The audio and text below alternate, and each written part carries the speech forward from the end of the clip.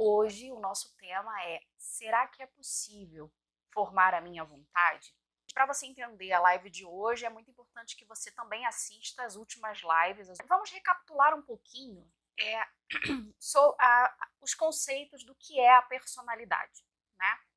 Eu falei para vocês, eu mostrei para vocês a nossa musa inspiradora, que é essa mulher aqui, que é uma mulher de caráter, de personalidade, né? Que sabe o que quer. E é através desse gráfico, dessa figura que eu fiz para vocês, que nós vamos estar falando da formação de uma personalidade integral, uma personalidade equilibrada e madura.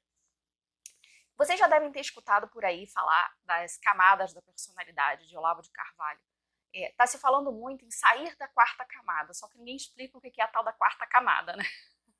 Basicamente, sair da quarta camada é amadurecer.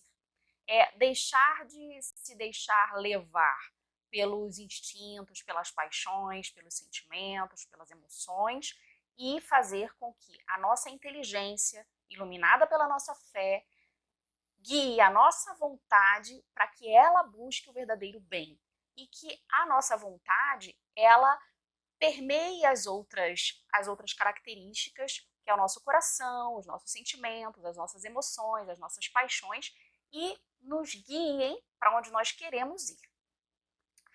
Então, é muito importante que nós entendamos que o amadurecimento é um processo, tá? É um processo que vai durar a nossa vida inteira, que nós vamos estar formando a nossa vontade a nossa personalidade ao longo de toda a nossa vida. E é muito importante que nós realmente saiamos da tal da quarta camada, né? Que nós saiamos dessa camada de imaturidade e que entremos numa camada de maturidade. E a nossa aula de hoje é justamente para nos ajudar a entender um pouquinho como é que nós vamos fazer isso. Para que nós pensemos nisso, nós temos que ter cuidado com uma coisa, com o imediatismo.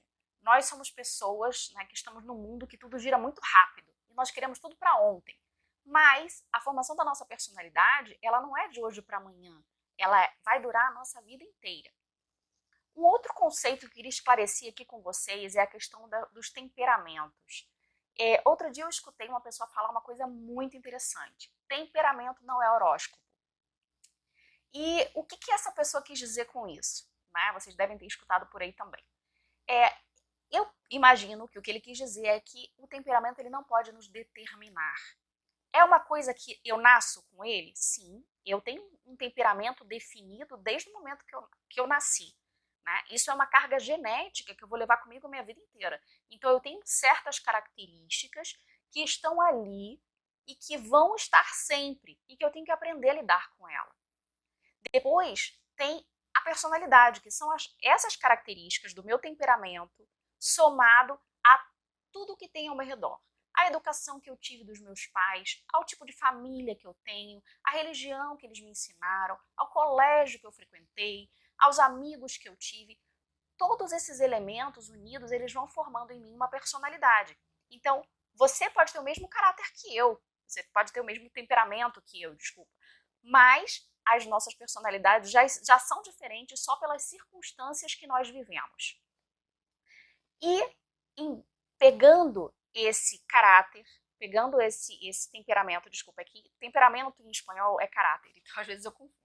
Mas pegando esse temperamento com o que nós nascemos e sabendo os elementos da nossa personalidade e fazendo com que cada um desses elementos seja formado por mim, eu vou formar um caráter forte. Tanto que a gente fala muito por aí, ele é um mau caráter, nossa, essa é uma mulher de caráter, né? Porque eu soube pegar todas essas minhas características naturais que vieram, essa herança genética que veio comigo, eu soube usar todas as circunstâncias da minha vida e eu peguei tudo isso nas minhas mãos, né? E eu forjei a minha personalidade, eu forjei o meu caráter.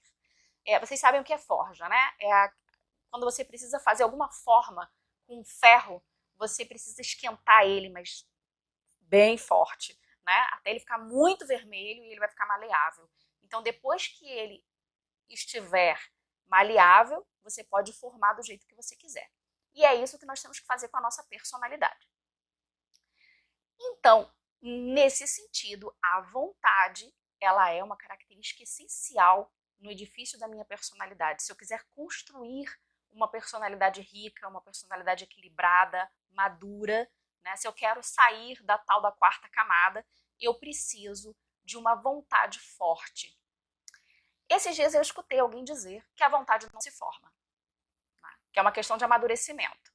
Eu acho que é a mesma história depois refletindo sobre o que essa pessoa falou, né? Eu pensei, é a mesma história de que vem primeiro, o ovo ou a galinha. Né? Porque assim, você só vai ser maduro se você tiver uma vontade bem formada. Se você souber ser dono de você mesmo, se você souber dominar os seus instintos, as suas emoções, né? Dominar no sentido de que você vai fazer o que você sabe que deve ser feito, o que você quer fazer, independente do que você esteja sentindo. Né? E ao mesmo tempo que você precisa ser maduro para usar essa vontade, você precisa formar a sua vontade para amadurecer. Então, ele é um ciclo, né? Uma coisa que leva a outra e que vai crescendo junto. Então, é possível formar a minha vontade? Claro que é.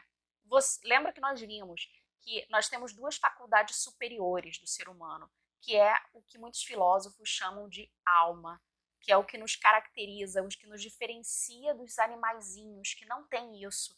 Eles não podem pensar, eles não podem analisar se uma coisa é boa ou ruim, se é certa ou se é errada e optar por aquilo. E a vontade, ela, como nós vimos aqui, na nossa mulher de personalidade, nessa mulher para valer, se vocês veem, eu coloquei aqui que a inteligência, ela vê, mas ela não tem força. E a vontade, ela é cega, mas ela tem muita força. Então a inteligência, ela precisa iluminar a minha vontade, ela precisa dizer para a minha vontade o que eu preciso fazer em cada momento. Né?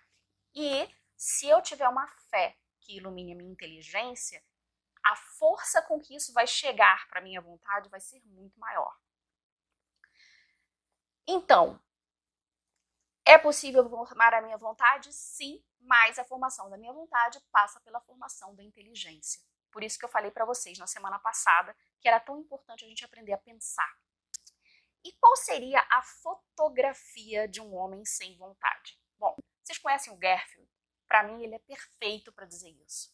Né? Aquele gatinho mimado que só pensa em comer e dormir, que odeia a segunda-feira, que nunca se propõe em nada. É a fotografia perfeita do homem sem vontade. Né? É aquela pessoa que ou nunca se propõe nada, porque se ela se propor, pode ser que ela tenha que fazer, e ela não tem muita certeza se ela está afim de fazer ou não. É a pessoa que quando se propõe, às vezes ela não coloca meios concretos para conseguir. Então fica sempre nas nuvens, né? Fica sempre naquele, eu queria, eu vou. Não, esse ano eu vou fazer uma dieta e vou emagrecer 10 quilos. Esse ano eu vou organizar minha casa e ela vai se manter organizada.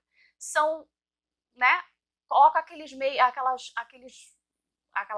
propósitos de começo de ano e não colocam meios concretos para alcançar. Né?